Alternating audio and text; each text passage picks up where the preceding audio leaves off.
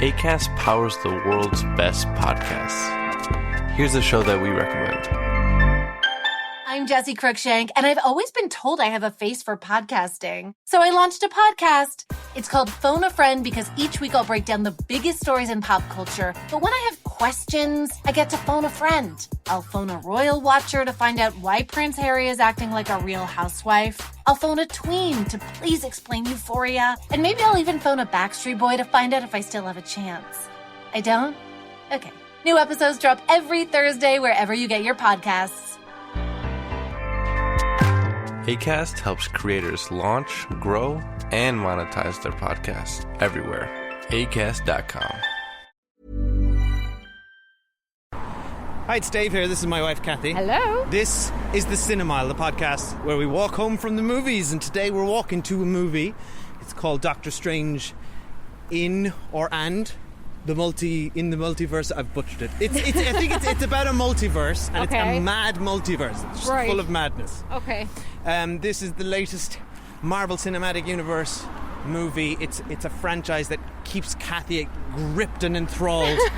She hangs on the edge of her seat waiting for the latest sliver of news from the MCU. I had been, in theory, interested about this movie because I really like Spider-Man Into the Multiverse. Yeah, which has nothing to do with this. No, but great movie. Yeah.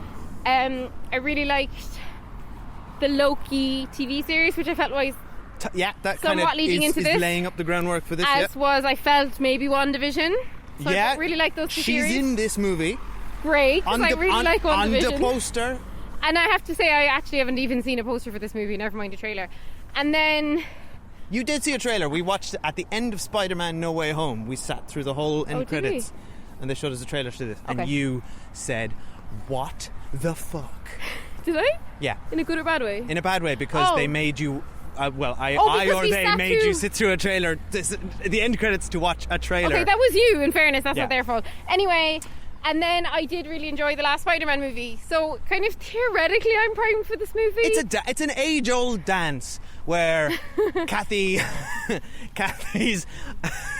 I've seen it all. I'm sick of these things, and then either has a great time or is mildly bored and then goes off on one on the on the other side of the podcast. I hope I'm going to like it. I've avoided reviews or anything, but I've seen on Twitter people that we follow saying they really like it.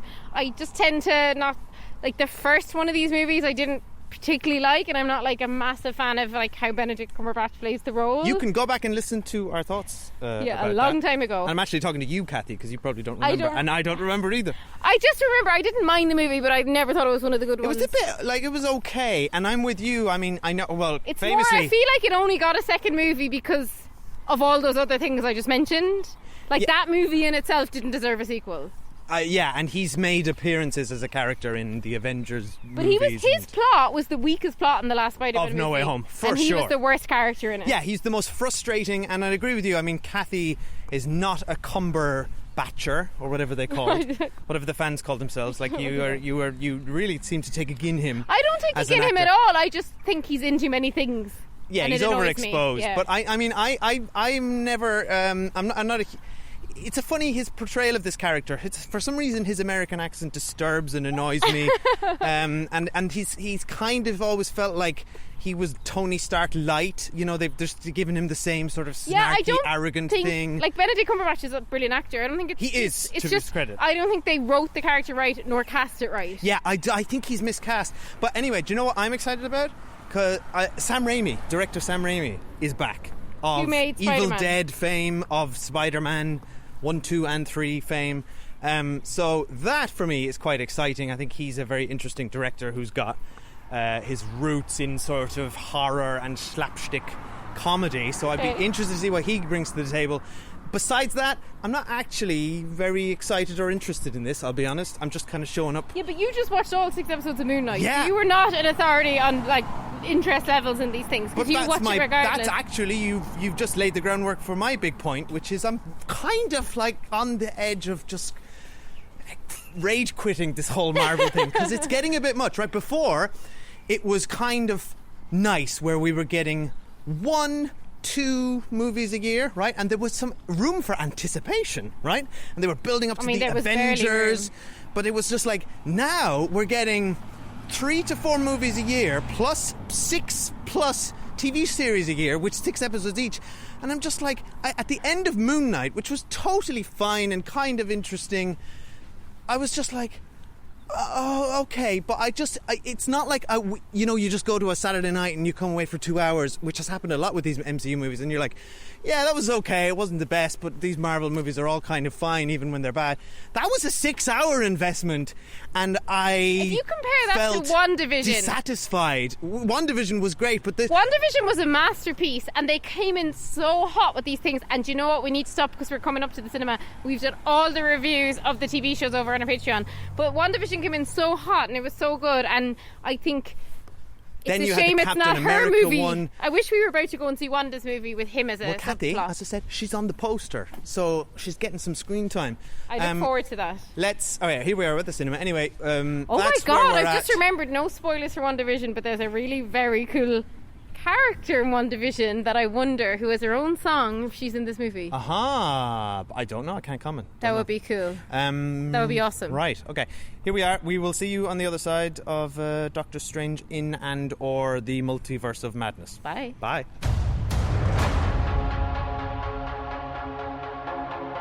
I did what I had to do to protect our world. You cannot control everything, Strange.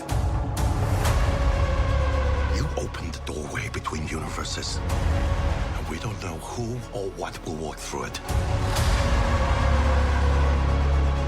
Wanda, what do you know about the multiverse? Viz had his theories. He believed it was dangerous. He was right.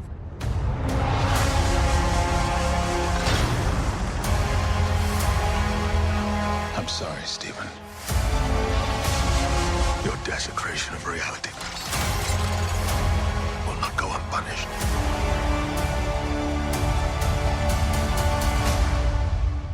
We should tell him the truth. Right, we're just out of Doctor Strange in. It's in is the preposition. I know you've all been dying to know. Yeah, I was dying to know. Yeah, it's in the Multiverse of Madness. If it's your first time at the cinema, we won't spoil this movie until we get to Spoiler Street, which is on our way home. Mm-hmm.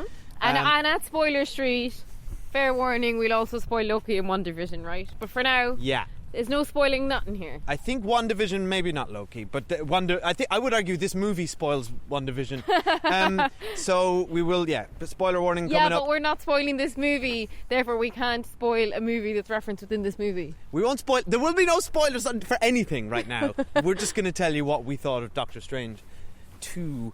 And I really liked it, and I had a lot of fun, and I wasn't expecting to. I think that's the way with these things. Lower your expectations, and you'd be pleasantly surprised. I had a blast. I thought it was really fun, entertaining. I was invested, and it was a horror movie, which I wasn't. I was kind of expecting, but I guess it was full Sam Raimi horror movie, and there were nods to his own work, which I admired and appreciated.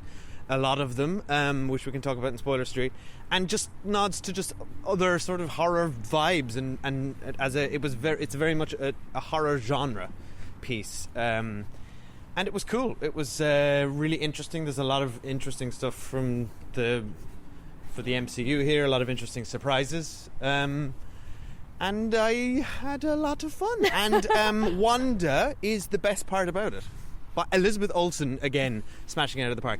If you haven't seen WandaVision, go see that, because it's brilliant and it makes this movie much better. I can't imagine this movie being as good without having seen WandaVision. I actually thought that you could still get it.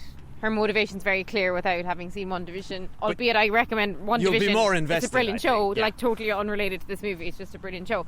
Okay, so I was like truly negging on this movie before we went in, but like trying not to because I don't want to be negative. And I was like, oh, it's going to be really long and it's going to be really boring and I can't be bothered with Doctor Strange. It didn't feel long. It didn't actually. But then I would truly say from like the opening scene of this movie, I was 100% with it. It's my entire jam. It's got alternative realities. Feels kind of like a time travel movie, but isn't it? Just people jumping around multiverses. Yeah. is so creative. So usually these movies, like, to an extent, they're fairly cookie cutter.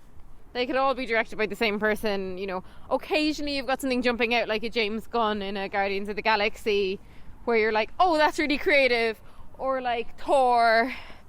But usually they fit a mold, right? There's some really interesting stuff in this movie. This is what, like the 30th entry maybe? I don't know, something like that. This was a banger, and I would say it shouldn't have been called Doctor Strange in the Multiverse or whatever it's called. It should have just been called Wanda Maximoff is in a Doctor Strange movie. Doctor Strange and the Madness of the Multiverse. In the Multiverse of Madness, yeah. It should have just been called the Multiverse of Madness, because he's actually, it's an ensemble. And he's great in it, by the way. This is more than I've liked Doctor Strange or Benedict Cumberbatch as Doctor Strange. We were both negging on him, and I thought he did a great job. He's a really good actor, yeah. and I would say, as a really good actor, being in a multiverse where there's potentially different characters you can play, it really shows your strengths. Yeah. Which this reminds me of what a great actor he is. I love Rachel McAdams, so delighted she was back in.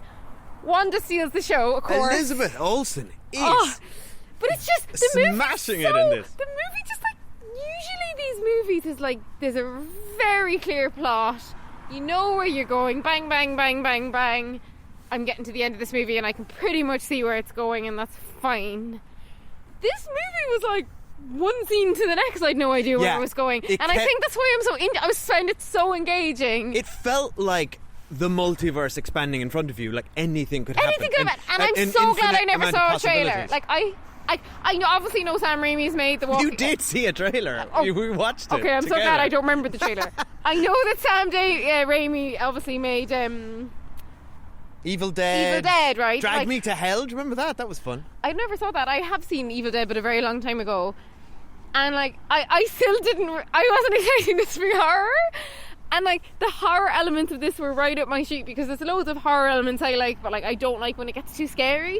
And obviously because this movie's probably aimed at like a 12 audience. It's 12A, but it's creepy. It's scary AF. 12A. I was creeped out but many it was times. like the perfect level of horror for me, and I was thrilled by the levels of it. I was thrilled by the look of what they did with some of the characters. And there's an epic plot twist that neither of us saw coming.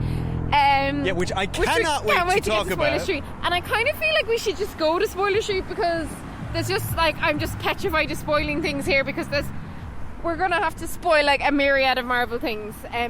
So I think we should just say, like, this was right up our street. We're so happy. We kind of kept whispering to each other, oh, this is really good. Like, we've seen great surprise. You can hear how excited we are. We both just came out like that. This is what I want from the cinema. I really just want, like, Russell Crowe in Gladiator style. I want to be entertained. I was thoroughly entertained. I'm in a good mood coming out of this. Yeah, we saw that Nick Cage movie last week. I was it's in just a like bad cinema mood going is into back. this. Cinema is back. And you came out. We were both hopping. And we were both quite negative in that intro, I think. It wasn't negative, like we were trying to shit on something. We were just like, what's the point of this movie? As I said, I was just like, after I just watched Moon Knight, like last night, I finished it up, and I was just like, I just did sit that for 6 hours. I had so much more fun. That's your own fault, by the way. I watched 1.5 of Moon Knight. And by the way, sorry, I'm done with it. I don't want to totally shit on Moon Knight, because Oscar Isaac is doing some great work in that. He's really committed. Moon Knight review. That has some really interesting ideas in it, but like ultimately it is a 6-hour investment, and I didn't feel like I got as much ROI, as they say in my business, return on my investment. Whereas what in this, investment? Your monthly subscription to Disney Plus that you'll never cancel. My time, Kathy, is worth more than a Disney Plus subscription. My time is precious. But yeah, I just felt like the ROI on Dave's time in this movie was very high. Right, and I know that's our new rating system. We don't do rating systems here, but that's the new one. I'm gonna start calculating the percentage value of my entertainment per minute. Right, okay. What's your minute rate? So, but I don't know. Like I €10 a do minute? the maths on this. This is my actual I would say job. our hourly rate bleeding into the podcast. Our hourly rate is 0 because we don't make any money off our podcast. My time is worth a lot. Okay, so I think let's go to Spoiler Street, because there's a lot to crack into, and that's where the meat is.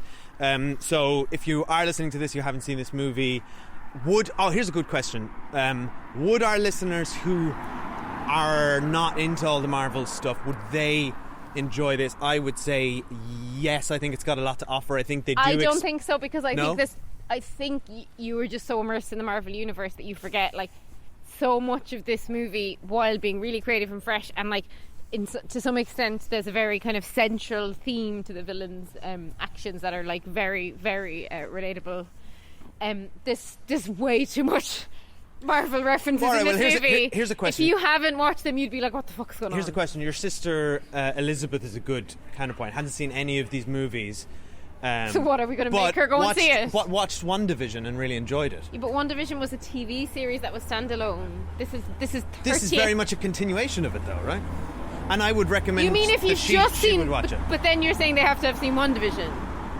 I thought the question was about you're somebody right. who was completely I've given cold. you a different question. Okay, Yeah. fine.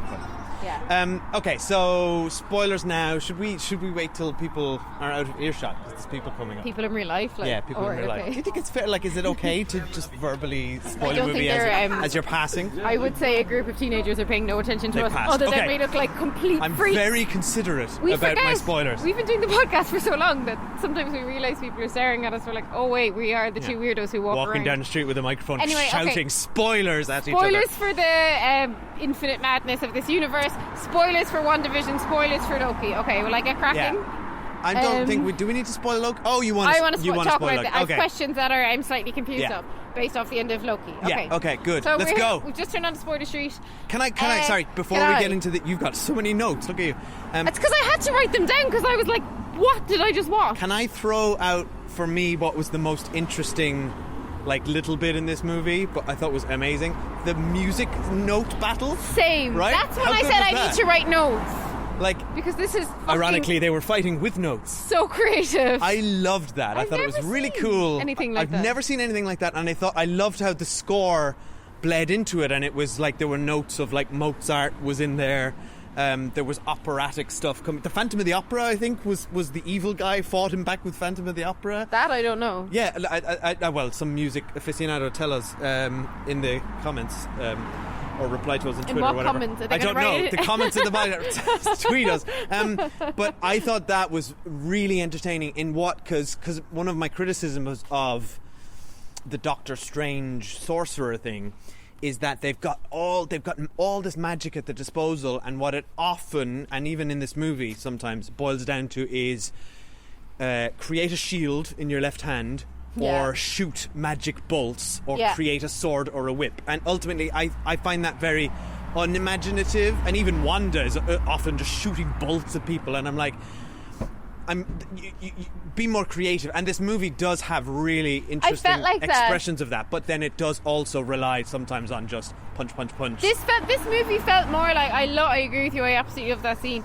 This movie felt more like an actual fantasy. So as someone who loves reading fantasy books, which I do, but I never see them adapted that well. It's not like my favourite genre to watch on screen. It's more of a favourite book genre. I was like, there's some good fantasy in this movie. One of the things that annoyed me, though, to your point on that, is like you know when your man, what's his name again, the master of the sanctum, and he's in all the movies, Wong. Benedict Wong. He basically is hanging off a mountain, and he's the master of magic of the universe, right?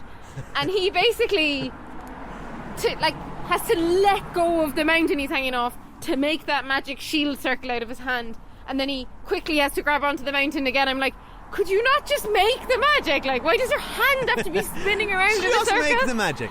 Anyway, so Guardium Leviosa. It's easy. That's pedantic from the beginning. What I wanted to say is, holy shit, Wanda's the baddie. Yeah, okay. Is that in the trailer? No, and I think class. top work to the marketing team for keeping that under wraps, because she's in the trailer heavily, but it's only they really. Who do we think's the baddie from the trailer then? They kind of imply they show the zombie Doctor Strange, and he kind of appears to be the baddie. Oh my god, I loved the zombie Doctor Strange. Yeah, that was cool. Okay, so Wanda, and what I absolutely loved about this, and this is where I mean it's a really universal motivation. I was bawling, crying. Grief is the strongest motivator. Yeah. And if you thought, and also we have two little boys, so I was very upset watching it actually. Though our boys are not that sweet to put to bed, let's put that out there. They don't both lie in bed going, "Mommy, will you tuck me in?" They run around the room screaming and throwing books. My dreams of putting our children to bed are nightmares. But I thought the grief is such a powerful motivator, and that thing again where she says, like, you know, she killed Vision for nothing. Now, my biggest question about all this, though, is like, I get all of that, and I thought the end was absolutely brilliant. I love that. So good because it wasn't just she defeated the villain with compassion and presenting her with her own before that happened, I was saying to actions. Dave, they really should just kill this girl, like she is causing this multiverse of mayhem or whatever. But then no, zombie Doctor Strange saw what lay within her, and she showed Wanda the way. And that scene was so good when Wanda was frightening her children. Elizabeth and the other Olsen Wanda seemed to have acting no against powers. herself. No, she did. She had the little. She had a tiny poxy red circle. Yeah, but remember. Also, she's been dragged through a sewers for. But remember, as a zombie. At the end, yeah, she's had a rough time. But she's just got the basic Wanda powers, right? Remember, Wanda at the end of WandaVision unlocks the Scarlet Witch and becomes fucking crazy. So that's right. Okay. So Wanda's so just got basic, boring powers, right? But anyway, I thought that was just like, I really truly believed it as a motivator. And my number one always complaint with Marvel movies is that the villains have no motivation, and I don't care about them, and I don't care to see them defeated. I think they cracked it in this movie. I would say they cracked it with Thanos, and they've realised that they've cracked it. And are you kidding me? With Thanos? Yeah, Thanos had. Oh, look at me clicking my finger and collecting jewels. No way. Are you kidding? You're comparing him to WandaVision. Stop. Thanos had a motivation which is some people to the point that some people find it so justifiable. There are Thanos was right mugs that you can get.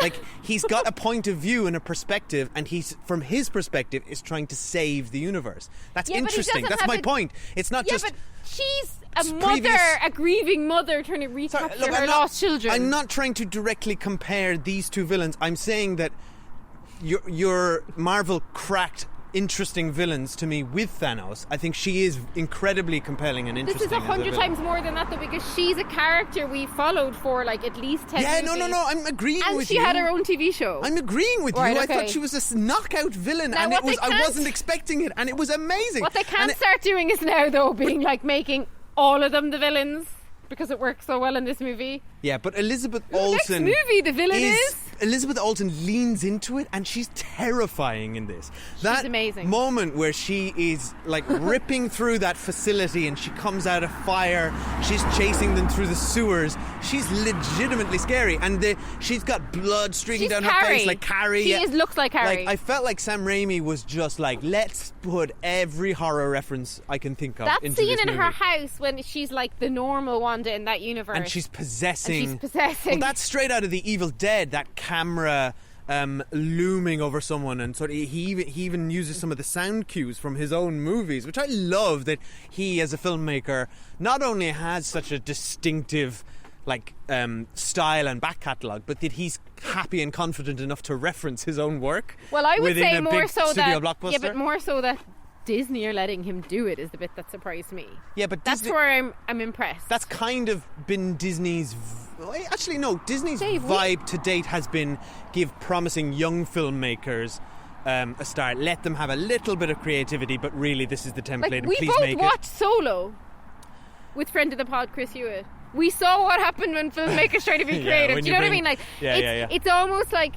There is a limit. He's really creative, but he's also made the Spider-Man movies that were very successful, and I think that's why he's a very unique case of like, they'll trust him with the big studio movie and they'll trust him to reference his own more indie movie. Do you know what I mean? Like, he's a very unique director for them. There is an interesting junket comment from Sam Raimi doing the rounds on this movie, in which he's asked something about like what his approach to this movie was, and he said, well, it's less so of me directing a movie as just producing something within a formula or a big blockbuster form. Like, he's basically it's been touted as something that's relatively disparaging towards the whole thing. Well, he's definitely, I think he's doing himself a disservice there. Now, I also think what would have also helped him, of course, is that he's coming off the back of WandaVision, which was already breaking the mold, the most creative thing I'd ever seen them do. So, like, what an act to follow. Yeah. And, like, I think he's in great company with the people who made WandaVision, and I think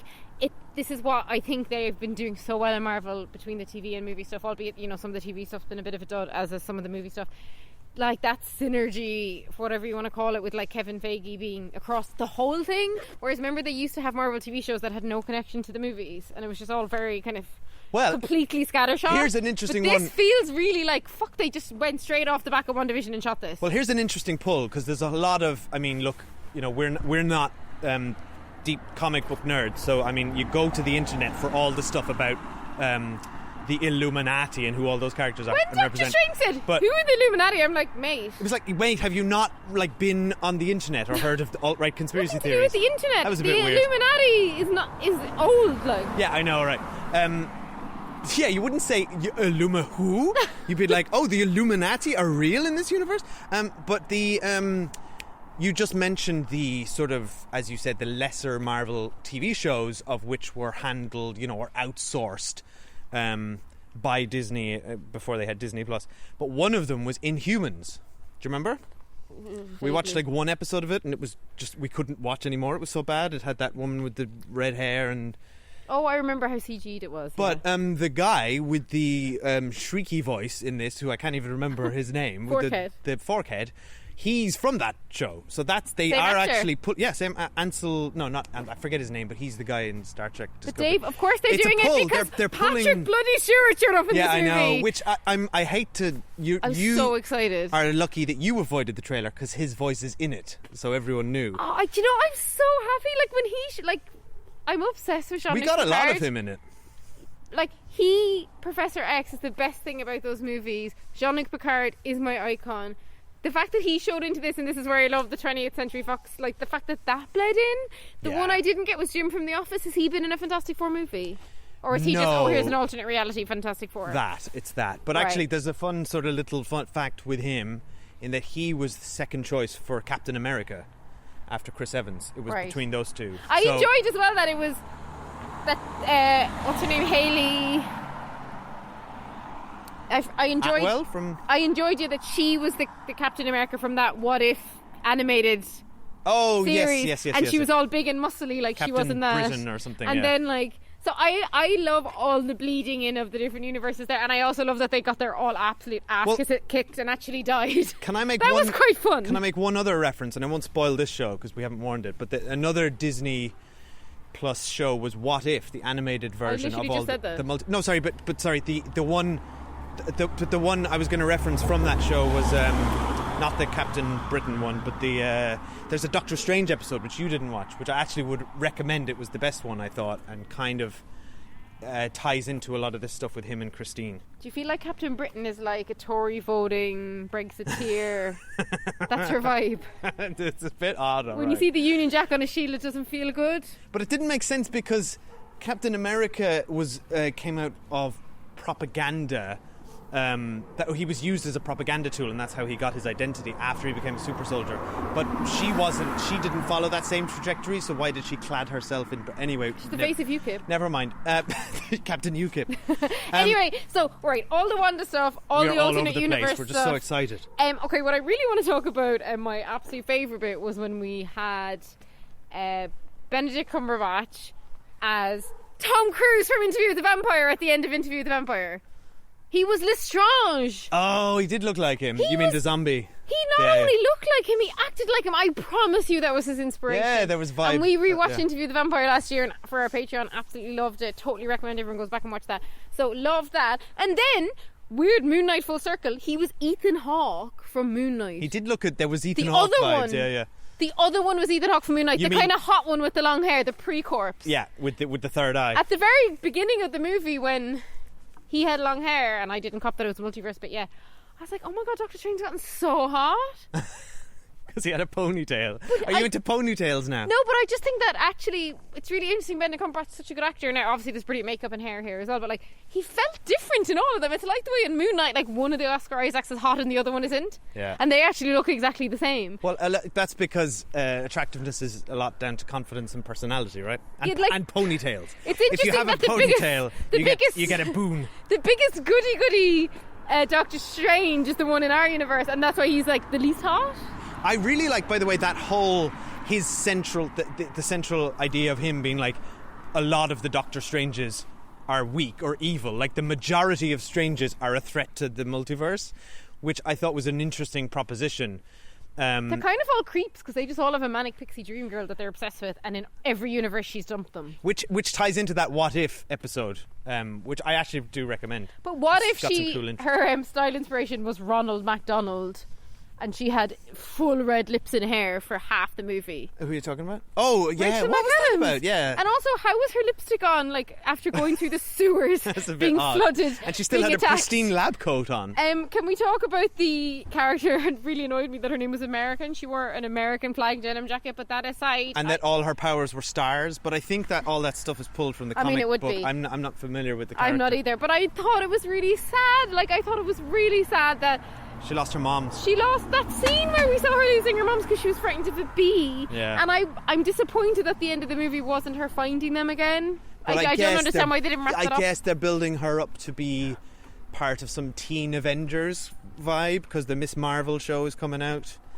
Right, okay. And I'm sure there's all that kind of stuff. And I did think it was like interesting, like back to back, having like just seen Spider-Man. The way in both movies now, Doctor Strange, is kind of like a mentor to these teens. And at the end, like one of the last lines of the movie, he was literally like, "See ya, kid." I'm like, she's a young woman. He was this like weird paternal figure to her. And I thought, I think he's going to be like a Dr. X type figure, and he's going to run like an X-Men scenario with all those kids. Yeah, That's the maybe. vibe I get from it. Because he was so paternal with Spider-Man as well, wasn't he? Where it loses me a bit is when they try and insert funny dialogue when him and her go to like a coffee shop and she's like, "Wait, this is Spider-Man? What, does he shoot Yeah, webs none- out of his ass?" It's like none of that is really lip landed. service to the Spider-Man audience. But I do have to say that we saw Spider-Man in the cinema in Cork, actually, in the Gate Cinema at Christmas, and then we just went to see this movie in the Gate Cinema in Cork, both with heavy young audiences. And all they cheering all cheered and clapped and at the end of this clapping. movie, and I got it at the end of Spider-Man. This one, I was like, God, this crowd loved this movie. There's a Marvel fervor. There's a Marvel fandom, and But I that thought is it just. was kind of dying a bit. But I think they've brought in a younger generation. Like, I wonder if people our age are getting a bit sick of it because we've seen too many. But they're like bringing in fresh blood. I With gotta the say- Spider-Man, with the last Spider-Man, I think they brought in fresh blood. I gotta and say, Doctor though- Strange is such a character in that movie. I don't like it at this Don't like age. what? I don't. It was one thing when everyone went yay when the thing happened that we won't spoil in the end of Spider-Man, but the it feels like a weird like Americanization of Irish cinema audiences. Historically, we have sat there in reserved silence Have at we? during and at the end of movies I as don't think so. Are as you audiences. mixing Irish this up and with British audiences don't react strongly. Irish and British audiences are really unlike different. American audiences that just like holler and hoot and clap, right? I It's think- much more common there. Yeah, but I think you're maybe mixing up Irish and English I audiences. don't like it. Stiff upper lip. My final question is, as someone who thoroughly enjoyed Loki, and again, spoilers for Loki. Don't listen to the spoiler. Go watch it if you haven't seen it, because it's really fun. Anyway, the end of Loki. Remember when like they meet this kind of mad guy, and he Yeah, like Kang. and he's class, and he opens up the multiverse. Yeah. So we were like, oh, this is the plot of the multiverse movie. This dude, where was he? Well, That's what I thought they're the start of building this him. movie He's was gonna gonna be. come right. He's gonna be the next Thanos. That's the vibe, right? But aren't we kind of? But I kind of feel like this movie has wrapped up the multiverse now. Well, no, because it's Charlize Theron is here now. Oh my god, I forgot about that. Right. And also, I guess you've now got America training, But I so guess she can. But I just feel like, okay, I like the multiverse as an idea, and I obviously love Spider-Man into the multiverse. I loved the last Spider-Man, and I thought it was really fun in this movie. But like, if you just keep doing the multiverse, it does get really lame because it's like there's infinite possibility, and the more infinite possibility a story has, ultimately the less satisfying it can be. But like, the- I like that they properly killed, well, so we think, Wanda off at the end of this movie. But then you just get another version of her. This is the This is kind of the problem. But also, death has no meaning in these movies. Like when she None. broke the book, and then they said, oh, she broke it in every multiverse. I'm like, but how? Because surely then you should be defeating Because. Just baddies in every because. multiverse. Okay, my final question. Also, sorry, How did she why did Benedict Wong take her to the mountain and tell her the thing? Oh my god, I was That's incensed by that. infuriating. Why? She literally because she tortured someone for she 1 just second. tortured somebody. Like you're gonna doom the entirety of every possible universe Like, I'm not for the sake of suggesting 5 people. It's nice to see your friends being tortured, but it wasn't even like it had been going on for a day and she broke his spirit. Because she already killed 1 million people. But she tortured them for 1 second, and he did it. And also, then you're undermining the sacrifice of the woman who just stabbed the the book to stop it, right? Oh yeah, incensed. And then, but my other question, and this has bugged me for the entire movie, and they never explained it. How does Wanda have flesh and blood children? Her children were a fictitious figment of her imagination. And Doctor Strange kept saying, but they won't exist in the other universe. And I guess they just do. But I guess... But how? Because Vision was not human. She could never have conceived. Because... Well, and why was Vision dead in every universe? But I guess if you acknowledge that there is a universe where people are paint, and there's a universe that's illustrated, then I guess there's a universe where she has fictitious children, or they're just real, because they just are. But then why isn't there a universe where her and those 2 kids live with Vision then? There probably is. I mean, that's the whole idea of an infinite amount of universes. But she never mentioned pursuing Vision.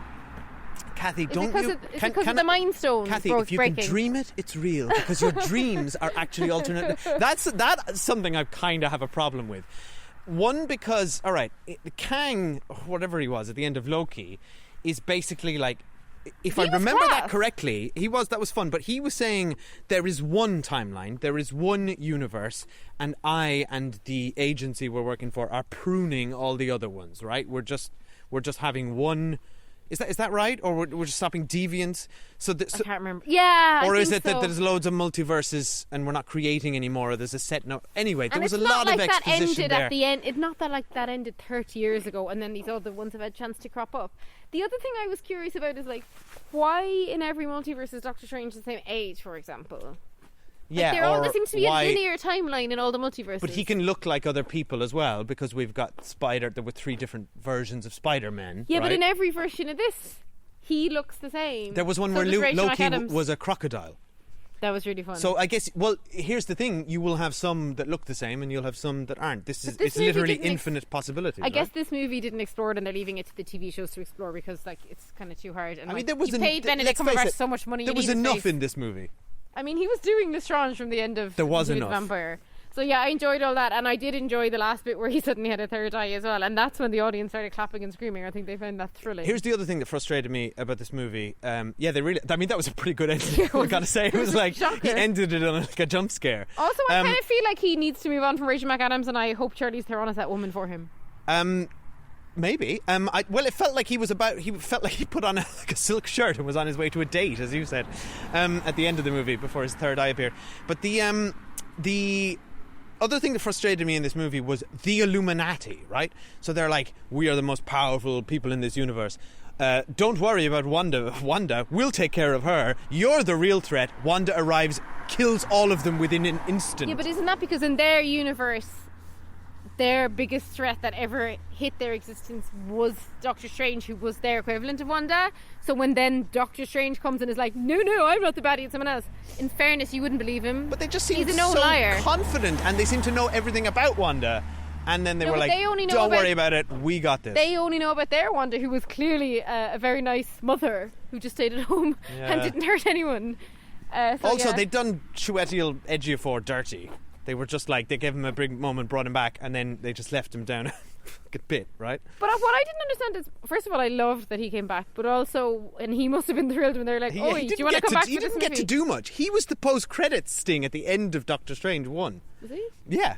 But also think about how many people are in this movie, though. Like, by this movie standards, he had a lot of scenes. But how come he couldn't get out of the pit at the end? And well, he had one of the cuffs on, so his magic Doctor Strange. Gone. But he climbed out by just jumping off a wall because he's incredibly athletic. Okay, we need to wrap this review up now. What are we talking about? But we had fun. It was... and I was really tired before I went in, and it like pepped me up.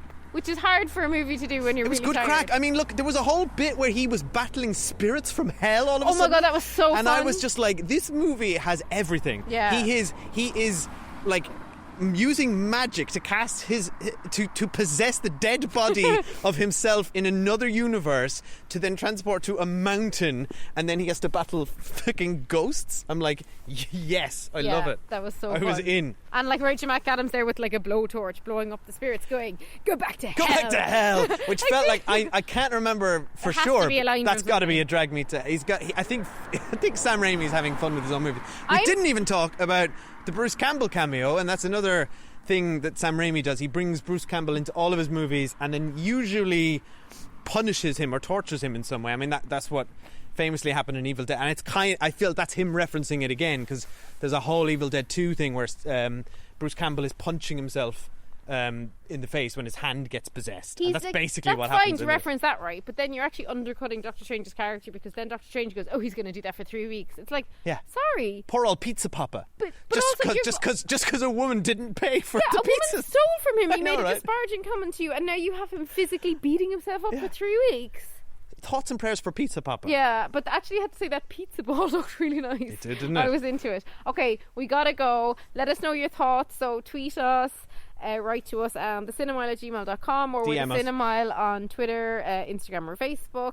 Head over to Patreon, where we talk about all of these TV shows in excruciating detail. Yeah, we just did a Severance season 1 review. Yeah, not related to the Marvel Universe. Yeah. Moon Knight, are you going to bring yourself to do a review of it? Maybe not. And we're going to do we're doing a retro movie this month. Votes are coming up for that. We just watched Terminator 2 Judgment Day, so that's up there, and as well as like 50 other movies, so get on there. Get on it. And if you could, we'd greatly appreciate if you head over to Apple Podcasts and leave us a review, rate us, or recommend us to a friend, or head to Spotify and rate us. Thanks for listening. We always appreciate it. We always read them. And thanks, guys. Bye. Bye. Oh, the next multiverse movie we're going to watch is Everything Everywhere All at Once, which I'm incredibly excited for, and is getting huge. Okay, I don't know what that is. I don't know. I haven't seen any plot for it, so don't tell me. Okay, well, it's supposed to be amazing, and it's coming out in like 3 weeks. I don't watch trailers or anything. I just show up at the movie and see what happens. That's my jam. Welcome to the cinema. Bye, everyone. Bye. You break the rules. Look out! You become a hero. I do it, I become the enemy.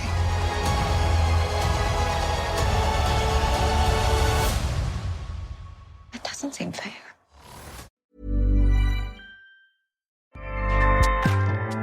Acast powers the world's best podcasts. Here's a show that we recommend.